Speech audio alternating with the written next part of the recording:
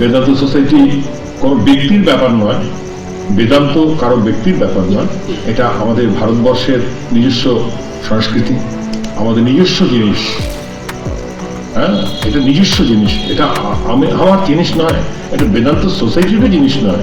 রেশনের দোকান থেকে চাল আটা গম দেওয়া হয়, চাল আটা রেশনের নয়, মাটি থেকে তৈরি হয়, ওই দোকান থেকে থাকে। আটা গম থেকে হয়, গমটা মাটি থেকে তৈরি হয়। পাঞ্জাবের গম না উড়িষ্যার গম কেউ জিজ্ঞেস করে না। মোটামুটি ওইভাবেই এই বেদান্ত একটা জ্ঞান, উপনিষদের জ্ঞান। এটা আমার মাধ্যম দিয়ে, যেমন মাইকের মাধ্যম দিয়ে শব্দটা যাচ্ছে, কোন কোম্পানির মাইক আমি জিজ্ঞেস করি না, শব্দটা যাচ্ছে কিনা।